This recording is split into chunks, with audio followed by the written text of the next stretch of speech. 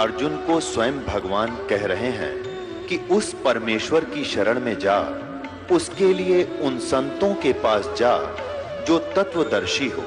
इसी प्रकार हजरत मोहम्मद को उनका अल्लाह कह रहा है कि कोई और पूर्ण परमात्मा है, उसको पाने के लिए उन तत्वदर्शी संत की तलाश कर। वो प्रभु कौन है, ये जानने के लिए कृपया अवश्य सुनिए जगत गुरु तत्वदर्शी संत रामपाल जी महाराज के अमृत वचन। तो जो सूक्ष्म वेद है, सबसे पहले वो वेद हमारा एथेंटिक वेद है, वो एथेंटिक हमारा ज्ञान है, बुक है। उसके बाद चारों वेद हैं और उसके बाद श्रीमद् भगवत गीता है। ये हैं तीन एथेंटिक वर्तमान में जो भक्ति के लिए हमने सेलेक्ट करने। ज्ञान तो हमने सभी पवित्र सदग्रंथों से ग्रहण करना है।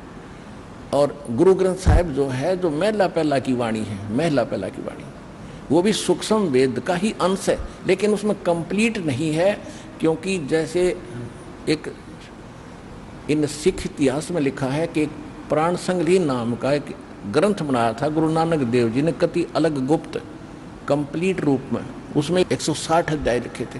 तो जब गुरु ग्रंथ साहिब को इकट्ठा करने लगे, सब वाणियों की एक बीड बनाकर गुरु ग्रंथ साहिब का रूप देने लगे, 5 में जो महापुरुष थे अर्जुन देव जी, तो उन्होंने जब उस को देखा तो उसमें से केवल 60 अध्याय रखे। वो मतलब उसमें से थे, एक भी नहीं लिया इसमें, वो तो छोड़ दिया कति सारा ही। तो उसमें से भी फिर बाद में जो प्रिंट हुए, केवल 60 अध्याय ही प्रिंट हुए हैं, जो प्राण संग्रही नाम से आज भी सुरक्षित है सिखों के पास। लेकिन गुरु ग्रंथ साहिब में नहीं लिया। क्यों नहीं लिया? कि उसमें एक यू मंत्र था सतनाम और सारनाम का। सारनाम तो संकेतिक था, सतनाम सीधा लिखा था 2 अक्षर का। वो फिर परमात्मा ने दया करी, नानक साहिब जी ने उसकी पूर्ति जब की, जब मर्दाना और बालाजी जो उनके परम भक्त उनके साथ रहते थे हरदम, एक बार समुद्र के ऊपर से जाने लगे श्रीलंका में जाने के लिए। तो नानक साहिब जी ने कहा था कि आप वाहेगुरु वाहेगुरु जपो और मेरे साथ समुद्र पर आते रहो। ऐसे चल पड़े समुद्र पर जैसे थल पर चलते हैं। तो वो नानक साहिब जी वो 2 अक्षर का मंत्र उच्चारण करके जाप करने लगे। तो मर्दाना ने सोचा भी गुरु जी तो ये 2 अक्षर का मंत्र जाप करे, मैं भी क्यों ना करूं। वो करने लगा तो वो डूबने लगा। तब नानक साहिब जी ने मुड़ के देखा और कहा, बेटा तू वही जाप कर जो मैंने कहा है, मेरी नकल ना करे। तब उसने वही वाहेगुरु शुरू किया, तो तब वो उसकी जान बची। तो सिखों के या घर कर की बात कि यदि ये मंत्र किसी ने जाप कर लिया तो मर्दाना वाली हालत हो जाएगी सबकी। क्योंकि गुरुदेव की आज्ञा की अवहेलना होगी, अवज्ञा होने से वो हानि होगी थी, वो मर गया होता। इसलिए कोई सिख बच्चा इस मंत्र का जाप ना करके और गुरु नानक साहिब जी के वचनों की अवहेलना करके दंडित ना हो जा, दोषी ना बन जा, इसलिए इन्होंने इस मंत्र को लिया नहीं। हाँ, कहीं कहीं सोहम मंत्र लिखा है नानक साहिब जी की वाणी में, बहुत जगह गुरु ग्रंथ साहिब में, लेकिन उसके साथ वो इकट्ठा नहीं। लेकिन जो शुरुआत में ये कहते हैं ना एक ओंकार, तो नानक साहिब जी ने वो एक गुप्त कोड वर्ड में लिख रखा है वो मंत्र। एक नहीं, वो कोड वर्ड है, वो सोहम की तरफ संकेत है। ओंकार ओम है ही। तो इस प्रकार इन महापुरुषों, ये तो वो थे PhD किए वे भक्ति के, तो ये आम विद्यार्थी, आम पढ़ने वाले विद्यार्थी कैसे पढ़ेंगे कोड वर्ड को? इन सदग्रंथों के गुड रहस्य को कैसे समझ सकते? फिर गुरु की क्या आवश्यकता थी?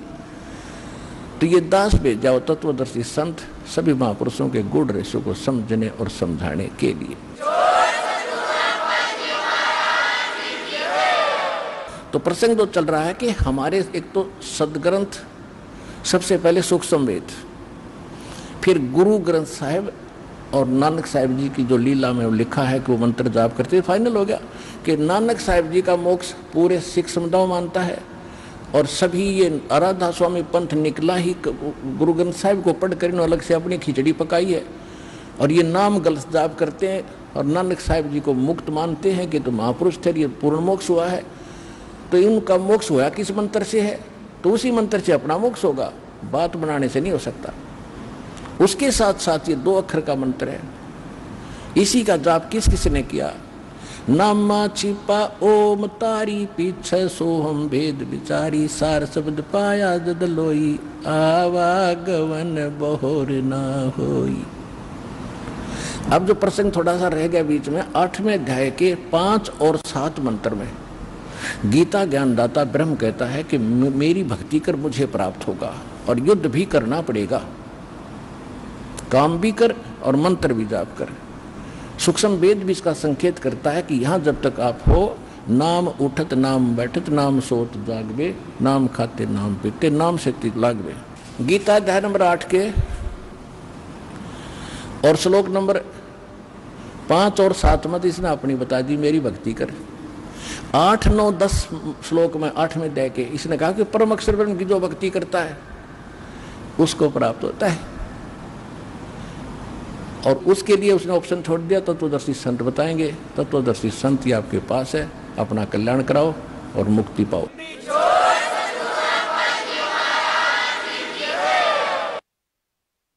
परम पिता परमात्मा पूर्ण ब्रह्म सर्व सृष्टि रचनहार कबीर परमेश्वर जी की असीम रजा से आप परमेश्वर की प्यारी आत्माएं सत्संग सुनने के लिए सतलोक आश्रम बरवाला जिला हिसार हरियाणा के अंदर उपस्थित हुए, और सौभाग्य उन पुण्यात्माओं का जिनको किसी भी माध्यम से परमात्मा का ये यथार्थ ज्ञान सुनने को प्राप्त होता है, किसी डीवीडी सीडी के माध्यम से, किसी पुस्तक के माध्यम से। तो पुण्यात्माओं, जब तक हम सत्संग नहीं सुनते तब तक हमें यह पता ही नहीं होता कि हम जो कर रहे हैं इसका उद्देश्य क्या है,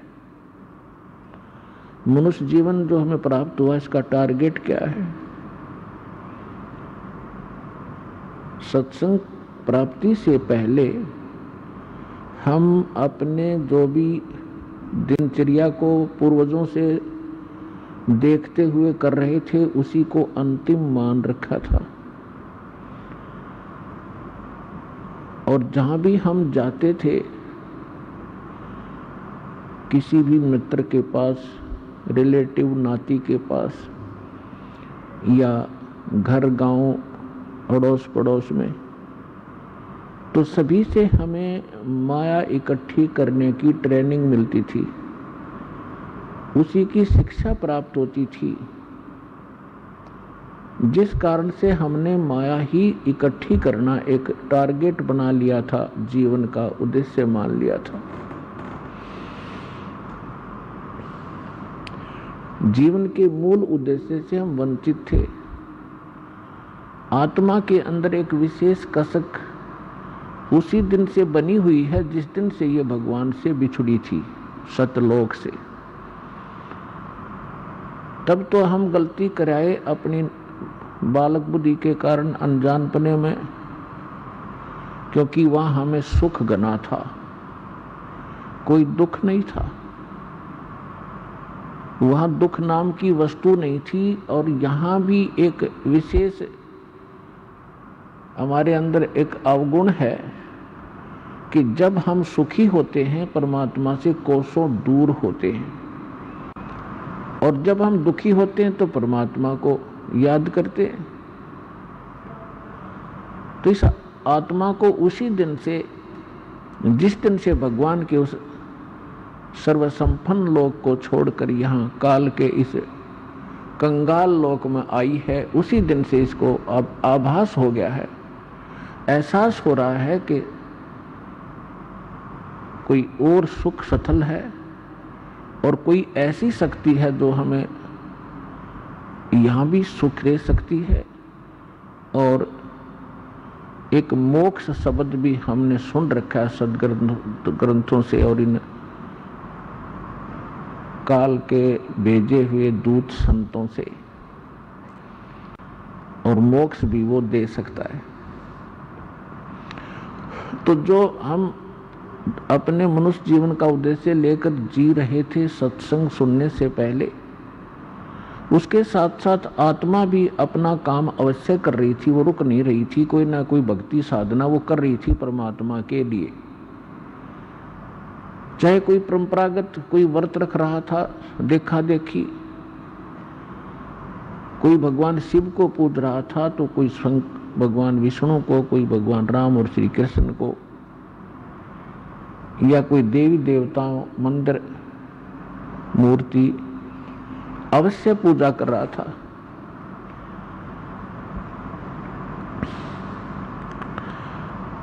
जब हमें सतगुरु मिले तब ये ज्ञान हुआ कि मनुष्य जीवन किस लिए प्राप्त हुआ था। तो परमात्मा ये यथार्थ ज्ञान जो सत्संग कहते हैं, ये परमात्मा ही आकर बताता है। और परमात्मा के द्वारा दिए गए ज्ञान को सभी सदग्रंथों में कहा है कि वो ज्ञान वास्तविक है और उसको सूक्ष्म वेदवत कहते हैं। श्रीमद् भगवत गीता अध्याय नंबर 4 के श्लोक नंबर 25 से लेकर 32 तक गीता ज्ञान दाता कहता है कि कोई साधक तो देवताओं की पूजा करता है, कोई स्वाध्याय ही करता रहता है, कोई योग अभ्यास हठ योग आदि करके अपनी संतुष्टि कर लेता है और ये समझ रहा होता है कि मैं जो साधना कर रहा हूं ये पाप नाशक है। पाप नाशक मीन मोक्षदायक, पाप कटेंगे तो मोक्ष होगा। फिर तुरंत बताया है चौथे अध्याय के 32वें श्लोक में कि वास्तविक यथार्थ ज्ञान विस्तार के साथ सच्चिदानंद घन ब्रह्म की वाणी में कहा गया है। इन यज्ञों की वास्तविक जानकारी, यज्ञ माने धार्मिक अनुष्ठानों की वास्तविक जानकारी यथार्थ विस्तार के साथ ब्रह्मणे मुखे यानी सच्चिदानंद घन ब्रह्म ने, पूर्ण परमात्मा ने, सत्य पुरुष ने, परम अक्षर ब्रह्म ने अपने मुख कमल से बोलकर जो ज्ञान दिया है वो वास्तविक ज्ञान है। उसको तत्व ज्ञान, उसको सूक्ष्म वेद कहते हैं। और उस ज्ञान के समझने के बाद फिर सभी कर्मों से मुक्त हो जाएगा। चौथे अध्याय के 34वें श्लोक में कहा कि उस तत्व ज्ञान को जो भगवान आकर स्वयं बताता है, तत्वदर्शी संतों के पास जाकर समझ, वो तत्वदर्शी संत तुझे उस तत्व ज्ञान का उपदेश करेंगे। फिर जैसे वो बताएं ऐसे करना। यदि तुझे मोक्ष चाहिए और मेरे द्वारा बताए गए इस गीता ज्ञान के अंदर जो साधना मैं बताता हूं, गीता अध्याय नंबर 8 के श्लोक नंबर 13 में अपना मंत्र बताता है, ओम इति एकाक्षरम ब्रह्म व्यवहारण माम अनुसमन ये परियाति तजन देहम स याति परमाम गति। मुझ ब्रह्म का एक ओम मंत्र है, नथिंग एल्स। और अंतिम श्वास तक जो इसका सिमरण करता हुआ शरीर छोड़कर जाता है वो इस ओम से मिलने वाली परम गति को प्राप्त होता है। ओम से मिलने वाली परम गति क्या है? ब्रह्मलोक। गीता अध्याय नंबर 8 के श्लोक नंबर 16 में कहा है कि ब्रह्मलोक पर्यंत, ब्रह्मलोक तक जितने भी साधक वहां गए हैं सभी पुनरावृत्ति में हैं, उनका जन्म मृत्यु सदा बना रहता है। गीता अध्याय नंबर 4 के श्लोक नंबर 5 और 9 में ये खुद कहता है कि अर्जुन तेरे और मेरे बहुत जन्म हो चुके हैं, तू नहीं जानता मैं जानता हूं। गीता अध्याय नंबर 2 के श्लोक नंबर 12 में, गीता अध्याय नंबर 10 के श्लोक नंबर 2 में ये स्वयं कहता है कि अर्जुन मेरी उत्पत्ति को ये देवता लोग नहीं जानते क्योंकि ये मेरे से उत्पन्न हुए हैं। और ऐसा नहीं है कि तू और मैं और ये सभी जो सैनिक हैं, जनता है, पहले ना जन्मे हों, और ऐसा नहीं कि आगे फिर जन्म ना होगा। इति सिद्धम गीता ज्ञानदाता भी नासवान है, इसकी जन्म मृत्यु होती है। इसलिए ये कहता जो ज्ञान मैं दे रहा हूं इसके आधार से तो जन्म मृत्यु सदा बनी रहेगी। और यदि तू जन्म मृत्यु से पूर्ण मोक्ष चाहता है तो सच्चिदानंद घन ब्रह्म ने जो ज्ञान दिया है अपने मुख कमल से, वो तत्व ज्ञान सूक्ष्म वेद है। उस सूक्ष्म वेद को उन तत्वदर्शी संतों से जाकर समझ। और उसके पश्चात कहां जाएगा? गीता अध्याय नंबर 15 के श्लोक नंबर 4 में, गीता अध्याय नंबर 15 के श्लोक नंबर 1 से 4 में स्पष्ट किया है, तत्वदर्शी संत की पहचान भी बताई है कि उल्टे लटके हुए संसार रूपी इस वृक्ष के सभी विभाग जो बताएगा, तना कौन है, डार कौन है, शाखा कौन है, पत्ते क्या है, सवेदवित वो तत्वदर्शी संत है। उसके पश्चात परमेश्वर के उस परम पद की खोज करनी चाहिए जहां जाने के बाद साधक फिर लौट कर कभी संसार में नहीं आती, उनका पूर्ण मोक्ष होता है। गीता अध्याय नंबर 18 के श्लोक नंबर 62 में कहा कि अर्जुन, तू सर्वभाव से उस परमेश्वर की शरण में जा, सच्चिदानंद घन ब्रह्म की शरण में जा, उसकी कृपा से ही तू परम शांति को और सनातन परम धाम को प्राप्त होगा, जहां जाने के बाद फिर लौटकर कभी संसार में जन्म मृत्यु में नहीं आएगा। तो जो प्रसंग चल रहा है कि यथार्थ ज्ञान परमात्मा ही स्वयं आकर बताते हैं, वो परम अक्षर ब्रह्म चारों वेदों में, और चारों वेदों का निष्कर्ष श्रीमद् भगवत गीता में, इनमें इनकम्प्लीट नॉलेज है, इनकम्प्लीट स्पिरिचुअल नॉलेज है, आध्यात्मिक ज्ञान है। जैसे मैट्रिक तक का जो सिलेबस होता है वो गलत नहीं होता, लेकिन वो एमए, बीए और बीएससी में काम नहीं आता। इनकम्प्लीट है लेकिन गलत नहीं है। तो हमने पूर्ण मोक्ष के लिए उस सूक्ष्म वेद की आवश्यकता पड़ेगी। यजुर्वेद अध्याय नंबर 40 के श्लोक नंबर 10, मंत्र नंबर 10 में कहा है कि कोई तो परमात्मा को संभवात माने जन्म ले उत्पन्न होने वाला मानते हैं, जैसे श्री राम और श्री कृष्ण आदि 8-9 जितने अवतार हम मानते हैं ऐसे, और कुछ उसको असंभवात कहते हैं कि वो जन्म कभी लेता ही नहीं, निराकार है। परमात्मा कैसा है, साकार है, निराकार है, वो जन्म लेता है या नहीं लेता है, इसकी जानकारी तत्वदर्शी संत बताते हैं, उनसे सुनो। यानी वेद ज्ञान और गीता ज्ञान एक है। इसी प्रकार कुरान शरीफ के अंदर सूरत फुरकानी 25 आयत 59 से 59 में यही स्पष्ट किया है कि जिसने 6 दिन में सृष्टि रची और 7वें दिन तख्त पर जा बैठा, वो पूर्ण परमात्मा कबीर है, अल्लाह कबीर है। उसकी जानकारी किसी बाखबर से, तत्वदर्शी संत से पूछ लो, तो कुरान शरीफ का ज्ञान दाता भी उस परमात्मा के बारे में परिचित नहीं है, ऑप्शन छोड़ देता है। इसलिए कुरान शरीफ का ज्ञान भी इनकम्प्लीट है, रॉन्ग नहीं है। अब सूक्ष्म वेद में क्या बताया है? परमेश्वर से प्राप्त ज्ञान के आधार से श्री आदरणीय गरीबदास साहिब जी ने ऋग यजुसाम अथर्वणम, ये चारों वेद चतुर्भंगी रे, सूक्ष्म वेद साहेब का बाचे, सोए कहिए सतसंगी रे। ऋग यजुसाम अथर्वण, ये चारों वेद चित्तभंगी रे, ये आपको यथार्थ ज्ञान ना दे करके आपके मन को भ्रमित किए रहते हैं, शंकाओं में डाले रहते हैं, क्योंकि ये इनकम्प्लीट नॉलेज है। और सूक्ष्म वेद साहेब का बाँचे, सोए कहिए सतसंगी रे। तो सूक्ष्म वेद में परमात्मा ने स्वयं आकर के क्या बताया है? मानुष जन्म दुर्लभ है, मिले न बारंबार, तरवर से पत्ता टूट गिरे, वो बहोर न लगता डार। मानुष जन्म पाए कर, जो नहीं रटे हरि नाम, जैसे कुआ जल बिना फिर बनवाया क्या काम। अब मनुष्य जीवन का जो उद्देश्य हम लेकर जी रहे थे, और जब तत्व ज्ञान होता है उसके बाद हम हमारे जीने का उद्देश्य क्या होता है, उसमें दिन और रात का अंतर हो जाता है। परमात्मा हमें याद दिलाते हैं कि ये मनुष्य जीवन केवल परमात्मा की साधना के लिए प्राप्त होता है, मोक्ष प्राप्ति के लिए प्राप्त होता है। और जो श्रद्धालु सत्संग नहीं सुन पाते, सूक्ष्म वेद जिनको प्राप्त नहीं होता, वो भक्ति करके भी असफल हो जाते हैं। अपने आत्माओं, इस विश्व के अंदर कहीं सत्संग नहीं है। इस सतलोक आश्रम बरवाला को छोड़कर अब जो श्रद्धालु प्रथम बार सुनते हैं इस बात को, इस वचन को, उनको थोड़ा खटकता है,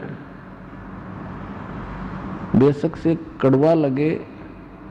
इस ज्ञान को गहराई से समझोगे, फिर आपको यही दास की बातें जो आज कड़वी लगी हैं एक दिन मीठी होंगी।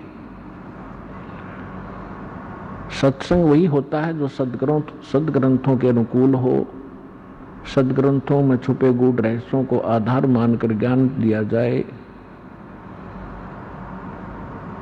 और सूक्ष्म वेद जिसका आधार हो। तो दास के पास वो सूक्ष्म वेद उपलब्ध है। सूक्ष्म वेद कबीर वाणी कहलाती है, कबीर सागर कहलाता है, कबीर बीजक, कबीर जी की साखी, कबीर शब्दावली, कबीर जी के दोहे शब्द, ये सभी मिलाकर के सूक्ष्म वेद है, सबसम वेद है। ये तत्व ज्ञान है। लेकिन तत्व ज्ञान को समझना भी कोई बालकों का खेल नहीं है। जिस पर कृपा परमात्मा की होती है वही इसको समझ पाता है।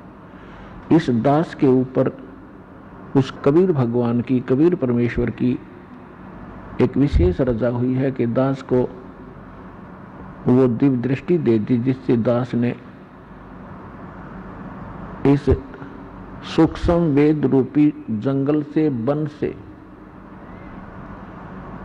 वो जड़ी निकाल ली जो औषधि में काम आती है।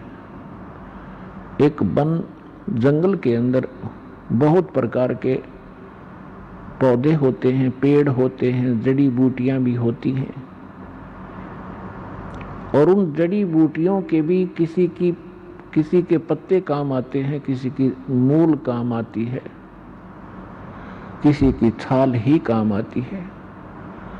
तो इस प्रकार ये कबीर पंथी जितने भी या अन्य संत परमेश्वर कबीर जी की वाणी को आधार मानते रहे, वो इसको समझ नहीं सके, क्योंकि ये सूक्ष्म वेद है और वो उन अन्य वेदों को ही नहीं समझ सके जो आम उपलब्ध थे। तो यहाँ कहते हैं, गुरु बिन वेद पढ़े जो प्राणी, समझन सार रहे अज्ञानी। गुरु बिन काहुन पाया ज्ञाना, जो थोथा बुस छिड़े मूड किसाना। तो पुण्यात्मा उस दास के ऊपर वर्जा हुई है परमेश्वर की। परमात्मा के सूक्ष्म वेद को अच्छी तरह समझा, उसी की रजा से। जीव के सत्र का काम नहीं है कि वो सदग्रंथों को अपने लेवल से, अपने सत्र से समझ सके। इन सदग्रंथों की वाणियों को याद किए आपको बहुत मिल जाएंगे। गीता जी के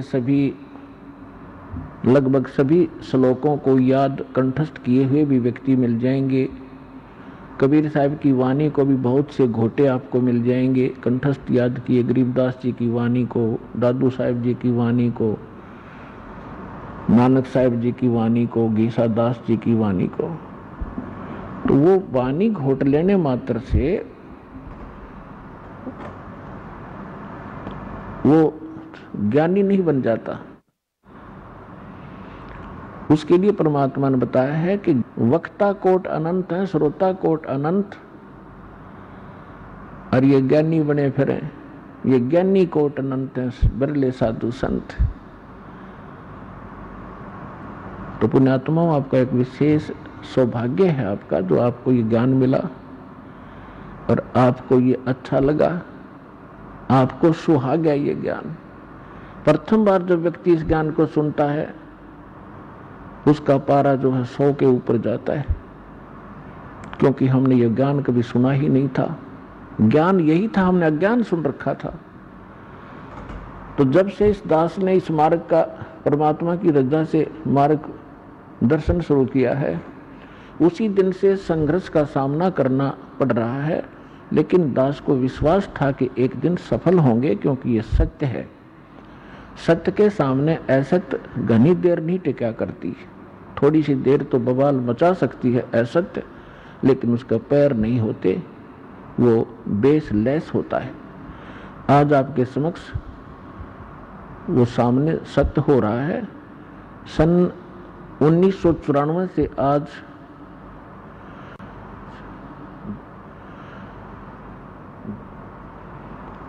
आप देख लीजिए 19 वर्ष हो गए, लगभग 18-19 वर्ष। और इतने संघर्ष के बाद आज हम ऐसे ऊपर हुए हैं, क्योंकि इसका कारण ये रहा कि आज परमात्मा ने सबसे पहले अपने बच्चों को शिक्षित किया। बहन बेटी बुजुर्ग लगभग भारत के अंदर सब अक्षर ज्ञान युक्त है। और फिर सदग्रंथों को समझने के लिए एक तो अपने आप पढ़कर याद करके और फिर वैसे वचन शब्द श्लोक बोल करके सुनाता है, तो उसको भ्रमित कर सकता है कोई अन्य व्यक्ति के नहीं, इसका ये ऐसा नहीं है, झूठ बोल रहा है। तो परमात्मा ने ऐसी रजा बख्शी, प्रोजेक्टर जैसे ऐसे उपकरण बनवा दिए, टीवी बना दिया, चैनल, ताकि आप इन सदग्रंथों के अंदर की सच्चाई को आंखों देखें। और यही हमें परिणाम मिला है, अच्छा परिणाम मिला है कि आप जी अब दृढ़ हो गए, आपको कोई डगमग नहीं कर सकता चाहे कितनी बात बना ले। तो इसलिए सत्संग अनिवार्य है, और सत्संग ना मिलने से हम ऐसे भटकते रहे। और ये जो इंस्ट्रूमेंट बनाए गए हैं आज, ये सन 2000 के बाद बने हैं। ये जितने भी टीवी चैनल हैं, सीडी, प्रोजेक्टर आदि, ये टीवी के अंदर हम दिखा रहे हैं आपको, तो परमात्मा ने ही ये ऐसा नॉलेज ज्ञान दिया है जीव को। ये जीव के सत्र का बनाना नहीं है ये उपकरण, इंटरनेट वगैरह बना लेना, ये गॉड गिवन माइंड है मनुष्य को। उसका कारण नहीं तो आप देख रहे हो, सन ये लगभग 40 लाख वर्ष हो गए इस एक चतुर्योगी को।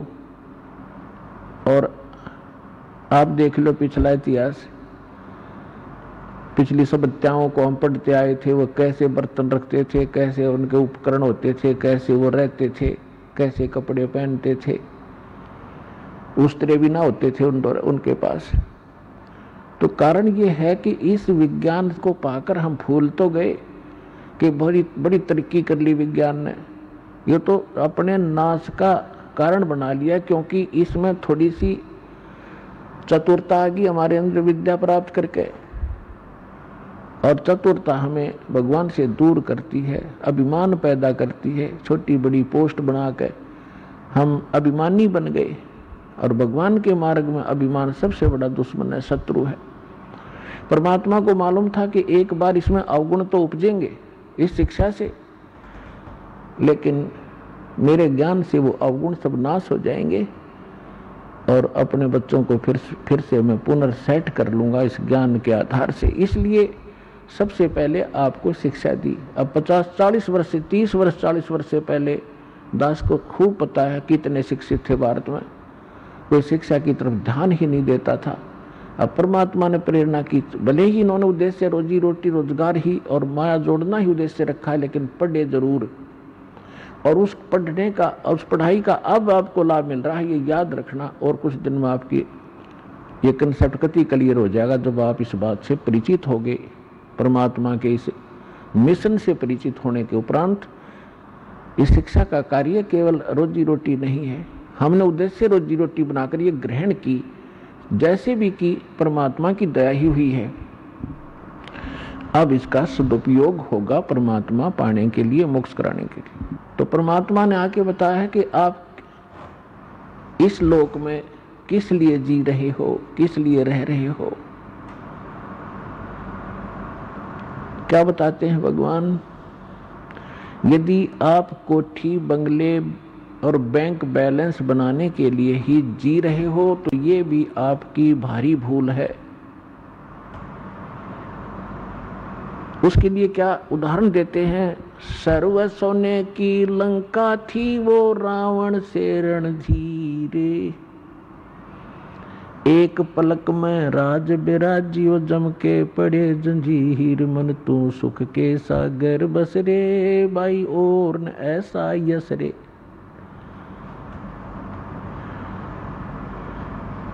कि यदि आप एक 10-20 लाख रुपए बैंक में इकट्ठे भी कर लोगे और एक सुंदर कोठी बना भी लोगे तो के कला टूट गया, कल मृत्यु हो जाएगी, फिर अगले दिन गधा बन जाएगा, वह कोठी यहीं खड़ी रहेगी, कोई और बैठेंगे, आप पशु बनकर धक्के खा रहे होगे। तो खाक ये महिमा है। तो परमात्मा कहते हैं और न ऐसा यश रे, यश माने महिमा, बड़पन, महानता, प्रभुता। तो ये जो आप यहाँ ये कोठी बंगले बनाकर, लंबी लंबी गाड़ी कार लेकर खरीद कर या महिमा बनाना चाहते हो, ये आपकी महामूर्खता है। क्योंकि मनुष्य जीवन जिसको प्राप्त है वो विद्यार्थी है। ये अलग से आपको पोशाक मिली है, ड्रेस मिली है, जैसे विद्यार्थियों को अलग से पोशाक होती है।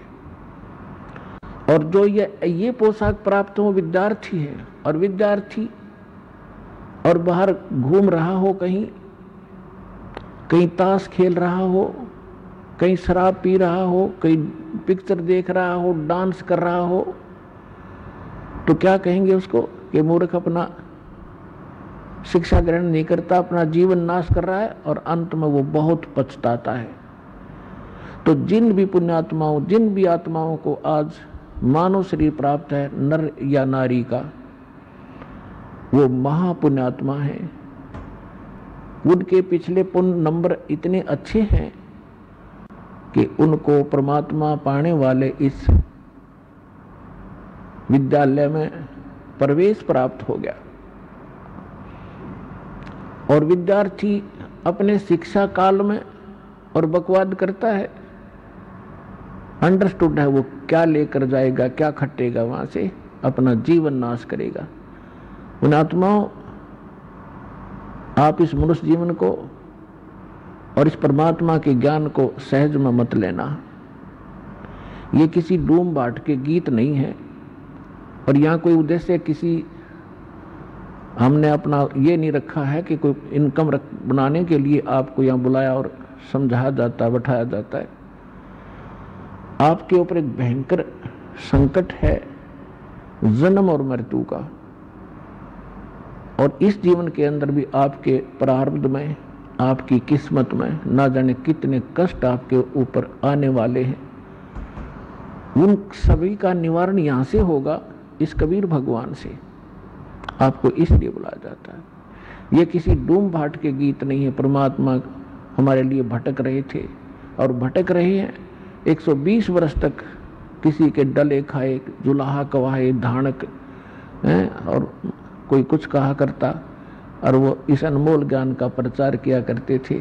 एक एक दिन में 1,000 जगह प्रकट होकर के परमात्मा आज के टीवियों जैसा काम किया करते थे, जिस कारण से उस परमात्मा के, उस काशी वाले कबीर दुल्हा के 64 लाख से हुए थे।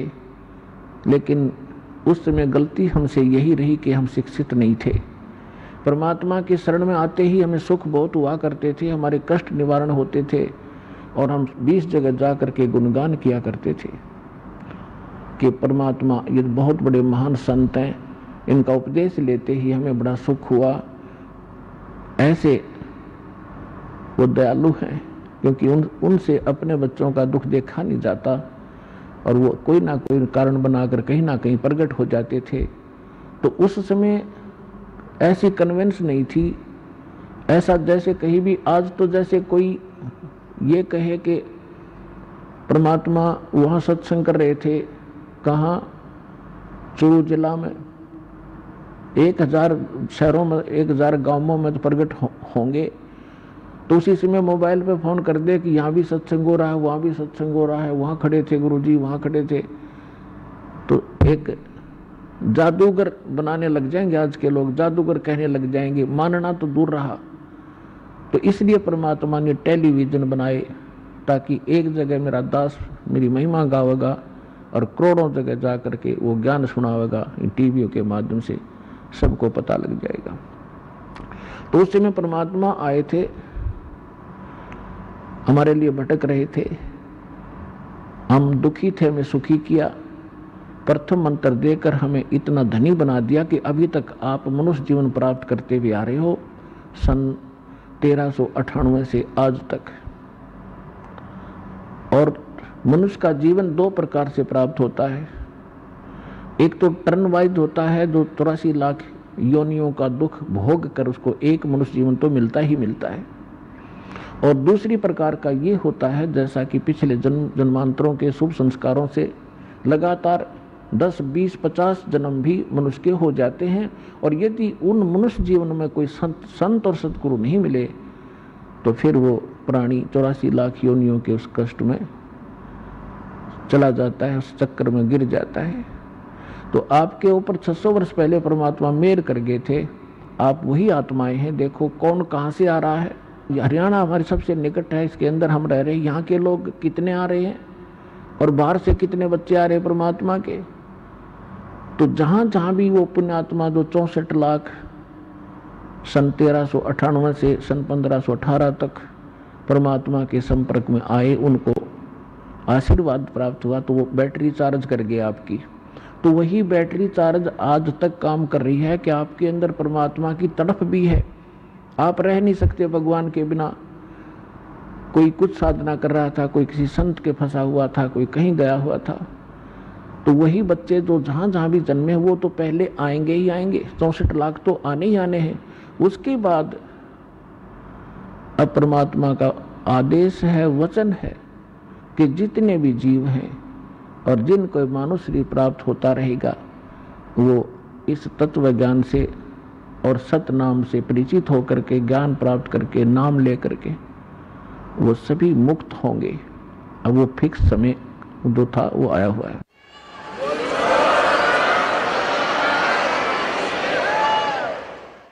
अब जो प्रसंग चल रहा है कि आप विद्यार्थी हैं सभी, और विद्यार्थी भी कई दो सत्र के होते हैं। एक तो थोड़े से ज्ञान में टीचर की बात को समझकर बहुत अच्छी तरह अपना कार्य प्रारंभ कर देते हैं। कुछ विद्यार्थी ऐसे होते हैं जिसको कुछ अधिक मेहनत की आवश्यकता होती है। तो इसी प्रकार जिनको 84 लाख योनियों में से निकल कर जो आए हैं, वो भी बार बार सत्संग सुनने से अवश्य उनके अंदर ये भक्ति बीज प्रवेश होगा, वो भी स्टार्ट हो जाएंगे। तो पुण्यात्माओं,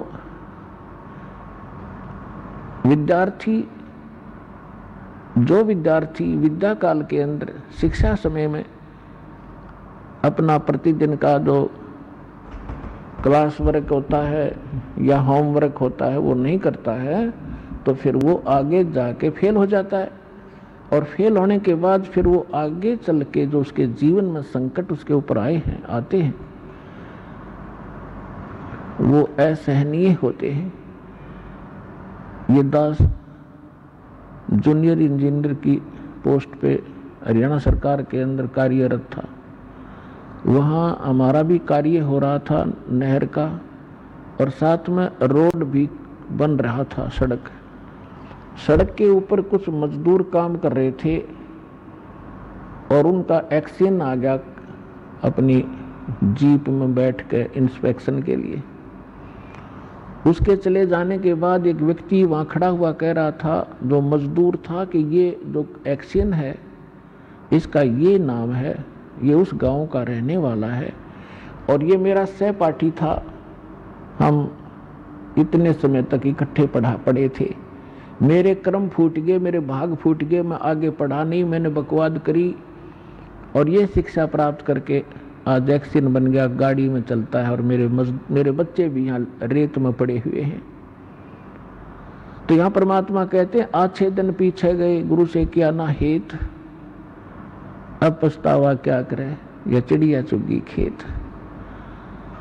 तो पुण्यात्माओं, जो इस मनुष्य जीवन को प्राप्त करके और भक्ति नहीं करेंगे,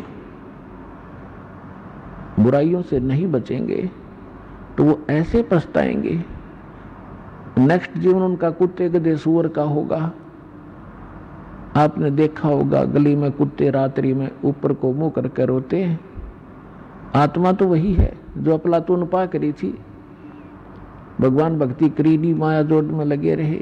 वो महल के बाहर खड़ा गली में पड़ा हुआ रो रहा है, ऊपर से वर्षा हो रही है, ओले आ जाते हैं, शीत लहर चल रही होती है, और वहां गेंडली मार के इकट्ठा हुआ किसी गाड़ी के नीचे टाइम पास कर रहा है। जो मनुष्य शरीर था तो उसने कभी सपने में भी ना सोचा होगा कि ऐसी आपत्ति आवेगी। तो पुण्यात्माओं परमात्मा बताते हैं, और परमात्मा से परिचित दो संत वो हमें शिक्षा देते हैं। मानुष जन्म दुर्लभ है, ये मिलन बारंबार, तरवर से पत्ता टूट गिरे वो बहोर न लगता डारे। वो पृथ्वी पति चकवे गए जिनके चक्र चलनते, रावण सरीखे कौन गण ऐसे गए अनंते। परमात्मा की भक्ति जिन्होंने नहीं की, अपने संस्कार से चाहे सारी पृथ्वी का शासक भी बन गया, अंत में उसको क्या लाभ हुआ? 84 लाख योनियों में कहीं कुत्ता गधा सुअर की योनि में अपना कष्ट भोग रहा होता है। राम नाम रटते रहो, राम नाम रटते रहो, जब तक घट में प्राण, कभू तो दीन दयाल के बनक पड़ेगी कान।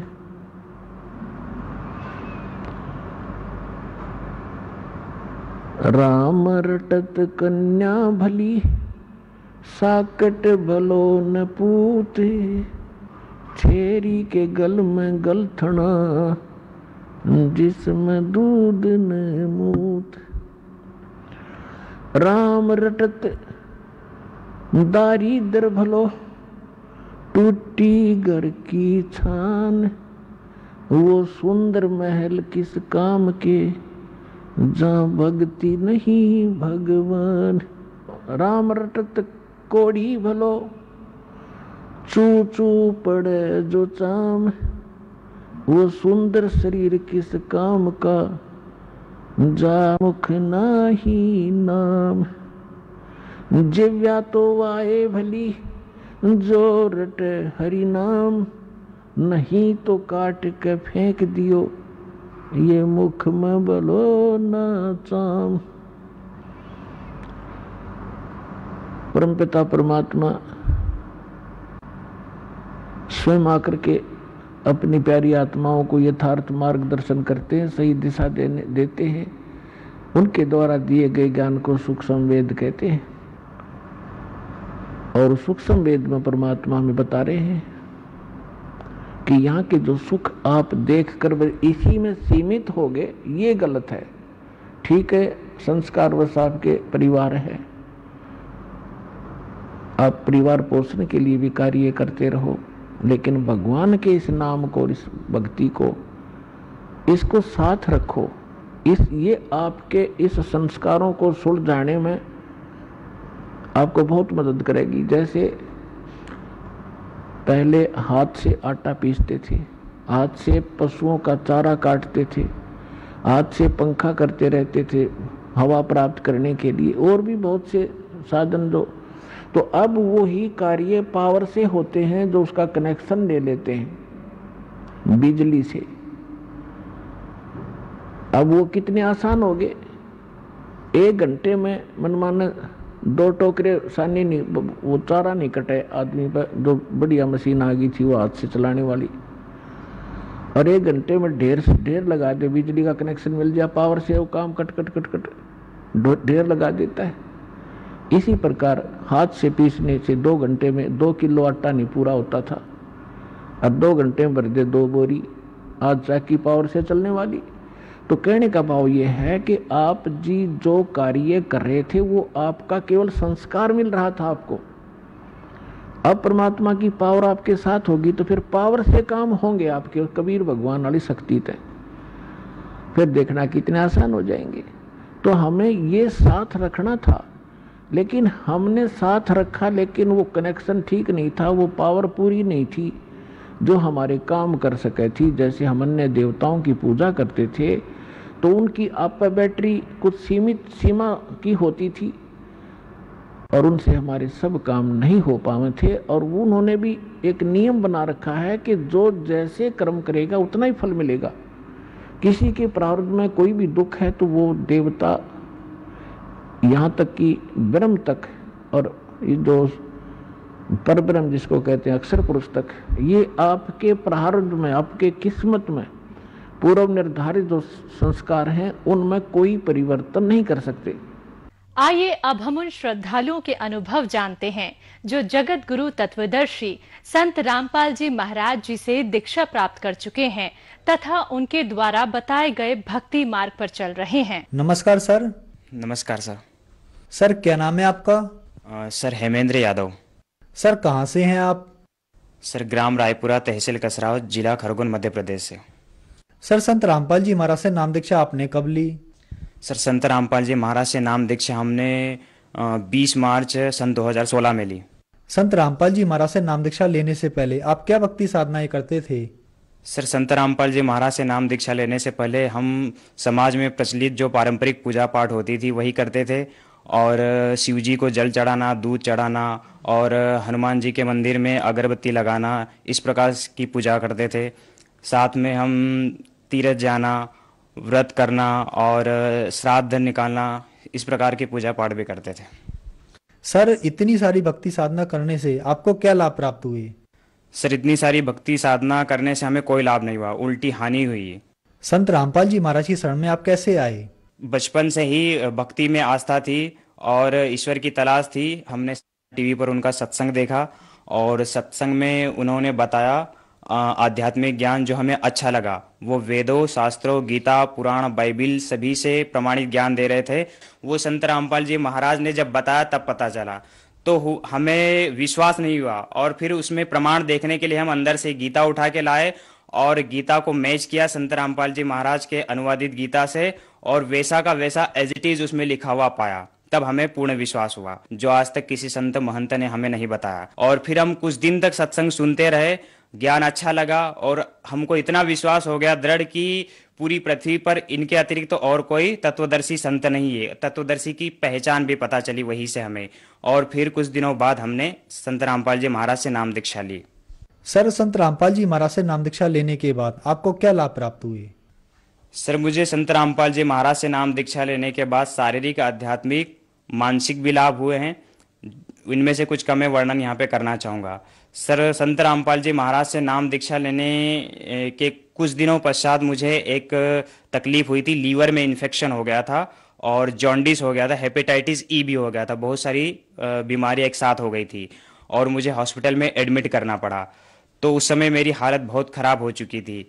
तो उस समय संत रामपाल जी महाराज से प्रार्थना लगाई और प्रार्थना लगाने के 2-3 दिन बाद ही में कुछ राहत मिली। पूरी तरीके से ठीक नहीं हुआ लेकिन थोड़ा ठीक हुआ। और फिर मुझे भक्तों ने बताया कि आप गुरुजी के दर्शनार्थ के लिए आप हिसार जाएं तो परमात्मा से प्रार्थना करना तो आप ठीक हो जाओगे। तो मेरी ऐसी कंडीशन थी कि मैं हिसार जाने के लायक नहीं था। डॉक्टर ने खाने पीने का मना किया था, दूध पीने का ही बोला था और कुछ खा पी नहीं रहा था। ऐसी कंडीशन हो गई थी। लेकिन फिर भी मैं परमात्मा को दंडवत प्रणाम करके मैं परमात्मा के दर्शन के लिए निकला। और जैसे ही गया तो रास्ते में मेरे को कुछ भी खाने पीने को मना कर दिया था डॉक्टर ने, लेकिन फिर भी मैं घर से पराठे और फ्राई की हुई मिर्ची लेकर गया था और मैं कुछ नहीं खा पा रहा था, लेकिन फिर भी मैं ले गया था कि अगर नहीं खा पाया तो रास्ते में किसी और को खिला दूंगा। तो मैं रास्ते में आधी दूरी गया था और जितने भी पराठे रखे हुए थे, 8-10 पराठे लेकर गया था, वो मैं सभी रास्ते में ही खा गया और मैं रास्ते में ही स्वस्थ हो गया। संत रामपाल जी महाराज की कृपा से ही ये सब कुछ हुआ है। सर इसके अलावा एक और लाभ हुआ है। जैसे ही संत रामपाल जी महाराज से मैंने घर में अकेले नहीं भक्ति की शुरुआत की थी और मेरे घर में कुछ ज्वेलरी रखी हुई थी मम्मी की अलमारी में, तो वो ज्वेलरी अलमारी से गायब हो गई थी, पता नहीं कहाँ चली गई थी। तो सबने घर में ढूंढा, पहले मम्मी ने देखा तो उन्हें नहीं मिली, पूरी अलमारी को उन्होंने खोला, उसमें जितना भी सामान था बाहर निकाला, लेकिन कुछ नहीं मिला उन्हें वहाँ पे। फिर मेरा भाई गया, उसने भी देखा, पापा गए, उन्होंने भी देखा, सारा सामान बाहर रख दिया, कुछ नहीं मिला उन्हें, और मम्मी रोने लगी। तो मुझे विश्वास था संत रामपाल जी महाराज पर, मैं भक्तों के अनुभव सुनता था, सब भक्त बताते थे किसी को बीमारी में लाभ हुआ है, किसी की चोरी की चीज़ें वापस आ गई है, और किसी को कोई आध्यात्मिक लाभ हुआ है। तो ऐसे कई प्रकार के अनुभव मैंने सुने थे। तो मुझे विश्वास था कि कहीं नहीं जाएगी वो चीज़ें, घर में ही होगी या फिर कहीं से भी होगी, तो मैं गुरुजी से प्रार्थना करूंगा तो सब आ जाएगा वापस। तो मैं इतना सोचकर मैं जब अलमारी में देखने गया पहली बार, तो वहाँ पे कुछ नहीं था, मैंने भी देख लिया, कुछ नहीं मिला। फिर मैंने गुरुजी संत रामपाल जी महाराज के आगे दंडवत प्रणाम किया, उनकी तस्वीर के आगे दंडवत प्रणाम किया, और उनसे प्रार्थना की कि गुरुजी मेरी मम्मी की जो भी ज्वेलरी है जहाँ भी रखी थी आप वहाँ वापस रख दीजिए, और मैं वापस दोबारा देखने जा रहा हूँ तो वहीं पे मुझे एज इट इज़ मिल जाए। तो इतना कहकर मैं फिर वापस दोबारा देखने गया, तो उस अलमारी में वो चीज़ें जो डिब्बा था ज्वेलरी का जिसमें रखी हुई थी, वो वहीं पे वापस मुझे एज इट इज़ मिला हुआ, वहीं पे मिल गया। और फिर मैंने सबको दिखाया घर में, और मम्मी सब रोने लगे घर में, और सबको विश्वास हो गया कि संत रामपाल जी महाराज पूर्ण संत है। सबने देखा, किसी को कुछ नहीं मिला, लेकिन इसने प्रार्थना की और प्रार्थना करते ही वो चीज़ वापस आ गई, तो उन्हें दृढ़ विश्वास हो गया। फिर वो भी सत्संग सुनने लगे, और कुछ दिन बाद उन्हें विश्वास बना तो उन्होंने भी नाम दीक्षा ले ली। सर, एक और भी हमें लाभ हुए हैं शारीरिक। एक बार मैं ऐसे रोड क्रॉस करते हुए जा रहा था और सुमरन कर रहा था। गुरुजी ने सतनाम दिया हुआ है, मैं सतनाम का सुमरन करते हुए जा रहा था, और 3 ऑटो रिक्शा वाले रॉन्ग साइड से आए और बहुत तेज चला रहे थे वो, और बिल्कुल मेरे ऊपर ले आए। तो जैसे ही ऊपर आए तो मुझे ऐसा लगा कि मेरे ऊपर आए और मेरा एक्सीडेंट हो गया, कि मैं अब बच नहीं पाऊंगा। लेकिन पलक झपकते ही इतना सब कुछ हुआ, और देखा कि वो ऑटो रिक्शा आगे जा चुका है और मुझे कुछ नहीं हुआ, मैं बिल्कुल स्वस्थ हूँ। और वो ऑटो रिक्शा वाला निकल गया, और उसके पीछे वाला वापस देख रहा है, देखते हुए जा रहा है कि ये रिक्शा तो इसके ऊपर चला गया था, लेकिन ये बच कैसे गया, इसे कुछ नहीं हुआ। तो वो भी आश्चर्यचकित हो गया, और वो भी निकल गए, और मैंने भी इस बात को ध्यान नहीं दिया। मैं रोड क्रॉस करके वापस आ गया, और फिर मैंने संत रामपाल जी से प्रार्थना की और उन्हें दंडवत प्रणाम किया, और उनके आगे बोला कि गुरुजी ये सब आपने ही किया है, आपने ही मुझे बचाया है, वरना आज मेरा बचना संभव नहीं था। तो इस प्रकार से ये लाभ भी हुआ। एक बार मैं घर पे क्या है कि कुछ भैंसें हैं जिनका दूध देने के लिए मेरा भाई जाता है। एक रोज मैं जा रहा था, और अचानक से एक बाइक रोड क्रॉस करते हुए आई, और मैं सामने से जा रहा था, मैं बहुत स्पीड में था, तेजी से जा रहा था, और वो बाइक सामने आ गई और मेरी बाइक उसमें चली गई, उस बाइक के अंदर। लेकिन ऑटोमेटिक मेरा ब्रेक तो नहीं लगा, ने पता नहीं, ऐसा लगा कि किसी ने मेरी बाइक को रोक लिया, और वो अचानक रुक गई, वहीं पे थम गई। ये सब कुछ संत रामपाल जी महाराज की कृपा से ही हुआ है। संत रामपाल जी महाराज की शरण में आने से पहले सर मैं कुछ नशा भी करता था, कभी कभार करता था, तो वो भी मेरा नशा भी छूट गया। और पापा भी नशा करते थे, तो उनसे छूट नहीं रहा था। उन्होंने कई बार प्रयास भी किया, कुछ दिन छोड़ते थे, फिर वापस चालू कर देते, छूट नहीं पा रहा था। लेकिन संत रामपाल जी महाराज का ज्ञान सत्संग सुना, तो कुछ ही दिनों में बिना नाम दीक्षा लिए ही, सत्संग सुनने से ही समाप्त हो गया नशा, बिल्कुल कभी याद भी नहीं उन्हें आया। और अब बिल्कुल वो स्वस्थ है, उन्हें कोई भी बीमारी नहीं है। पहले उनकी दाढ़ में भी दर्द होता था, और बहुत परेशान भी रहते थे मानसिक रूप से भी, तो वो सब कुछ अब खत्म हो गया है, बिल्कुल स्वस्थ है, और उन्हें कोई तकलीफ नहीं है और कोई नशा नहीं करते। सर, संत रामपाल जी महाराज का नशा मुक्ति में क्या योगदान है? सर, संत रामपाल जी महाराज का नशा मुक्ति में विशेष योगदान है। उनका आध्यात्मिक मार्ग ऐसा है जिसको एक बार जो व्यक्ति सुन ले, वो जिंदगी में कभी नशा नहीं करता। कुछ ही दिनों में नाम दीक्षा लेने से उसका नशा छूट जाता है। कुछ भक्तों के तो नाम दीक्षा लेने से पहले ज्ञान सुनते सुनते ही समाप्त हो जाता है नशा, क्योंकि उनके शब्द में शक्ति है। जो सच्चा सद्गुरु होता है, उनके शब्द में शक्ति होती है। वो आशीर्वाद मात्र से, ज्ञान सुनाने से, इस प्रकार से वो नशा और नशे जैसी बीमारियों को, लतों को हमेशा के लिए समाप्त कर देते हैं। सर, क्या पहले आपने कोई गुरु भी बना रखे थे? हाँ सर, संत रामपाल जी महाराज की शरण में आने से पहले हमने आसाराम जी को गुरु बना रखा था। पहले तो हम पारंपरिक पूजा पाठ करते थे, लेकिन उनसे संतुष्टि नहीं मिली। फिर किसी दोस्त ने मेरे बताया कि संत आसाराम जी बहुत अच्छे गुरु है, वो भी ब्रह्म ज्ञानी है, ब्रह्म तक का ज्ञान बताते हैं, तो उनका ज्ञान अच्छा है, आप ग्रहण करो। तो मैं उनके साथ एक बार उनके सत्संग में गया तो मुझे ज्ञान अच्छा लगा और कुछ दिन सुना और फिर मैंने नाम दीक्षा ले ली। तो उनके द्वारा प्रचलित पूजा पाठ और भक्ति भी करता रहा। उन्होंने पहले ही मेरे को सारस्वत मंत्र दिया था। जो स्टूडेंट होते थे, स्टूडेंट को सारस्वत मंत्र देते थे और जो बड़े होते थे उनको वो दूसरे मंत्र देते थे। और वो नाम दीक्षा स्टेज पर बोलते थे बहुत सारे मंत्र और कह देते थे कि इनमें से कोई सा भी मंत्र सिलेक्ट कर लो और आपको जो अच्छा लगे उसका सुमरण शुरू कर दो, आज से वो आपका गुरु मंत्र हो जाएगा। तो ऐसे ही हमने नाम दीक्षा ले ली थी उनसे और सारस्वत मंत्र का जाप करते रहे, लेकिन उससे हमें पढ़ाई लिखाई में भी कोई लाभ नहीं हुआ। और उन्होंने ये भी बताया था कि कोई सा भी मंत्र आप जाप करो तो उस मंत्र का 40 दिन तक अनुष्ठान करने से और सच्ची लगन के साथ जाप करने से और ध्यान करने से आप चाहे तो पूर्ण परमात्मा को प्राप्त कर सकते हैं, निराकार ब्रह्म को प्राप्त कर सकते हैं। तो वो साधना भी हम करते रहे, ध्यान भी करते रहे, 1 घंटा ध्यान में बैठते थे, 10 माला रोज करने का नियम था वो भी करते थे, लेकिन लाभ तो कुछ नहीं हुआ, उल्टा हानि हुई। उससे हमारा सरदर्द बहुत होने लगा और ध्यान करते थे तो बहुत सारी बुरे बुरे विचार मन में आने लगते थे और ध्यान में बिल्कुल मन नहीं लगता था और भक्ति भाव से बिल्कुल मन हट गया था। तो उनसे भी कोई लाभ प्राप्त नहीं हुआ। सर, आपने बताया कि पहले आप आसाराम बापू जी से जुड़े हुए थे, फिर आप संत रामपाल जी महाराज की शरण में आए। तो सर, आसाराम बापू जी के ज्ञान में और संत रामपाल जी महाराज के ज्ञान में आपको क्या भिन्नता नजर आई? सर, संत आसाराम जी महाराज और बंदी छोड़ सदगुरु रामपाल जी महाराज के ज्ञान में जमीन आसमान का फर्क नजर हमें आया। वो ब्रह्मा विष्णु महेश की भक्ति बताते थे संत आसाराम जी, और उसके बाद और भी कई देवी देवताओं रामकृष्ण की भक्ति भी बताते थे। साथ में ब्रह्म साधना भी बताते थे कि निराकार ब्रह्म होता है जो इनसे ऊपर होता है और उसको पा लिया तो समझ लो प्राणी मुक्त हो गया।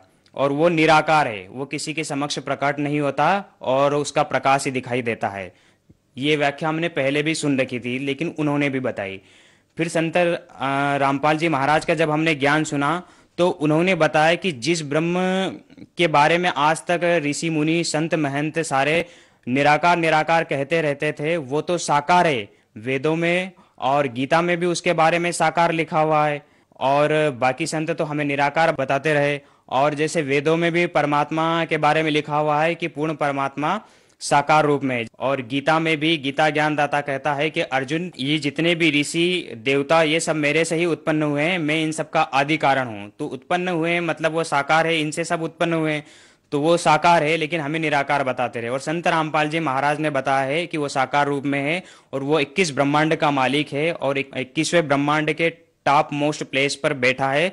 सर, जो श्रद्धालु आज आपको देख रहे हैं, आप उन्हें क्या संदेश देना चाहेंगे? सर, जो श्रद्धालु मुझे देख रहे हैं, मैं उन्हें संदेश तो नहीं दे सकता लेकिन उनसे एक प्रार्थना कर सकता हूं कि यह मनुष्य जन्म बहुत अनमोल है, बार बार नहीं मिलता। तो इसलिए ये मनुष्य जन्म सिर्फ परमात्मा की भक्ति के लिए मिला है और उसे भक्ति में ही लगाओ और पूर्ण मोक्ष प्राप्त करो। और ये मोक्ष मार्ग संत रामपाल जी महाराज के अलावा पूरे विश्व में किसी के पास नहीं है, क्योंकि वे वेदों, गीता, पुराण, कुरान, बाइबिल सभी धार्मिक सदग्रंथों से प्रमाणित करके ज्ञान बताते हैं। सर, संत रामपाल जी महाराज से नाम दीक्षा कैसे ले सकते हैं? संत रामपाल जी महाराज से नाम दीक्षा लेने का बहुत ही आसान तरीका है। संत रामपाल जी महाराज का कई चैनलों पर सत्संग आता है और उन चैनलों पर सतलोक आश्रम का नंबर हाईलाइट होता है नीचे, और उन नंबरों पर संपर्क करके आप नाम दीक्षा की पूरी जानकारी ले सकते हैं और कहाँ से नाम दीक्षा लेना है वो सब आपको उस नंबर से पता चल जाएगा। धन्यवाद सर। सत साहब।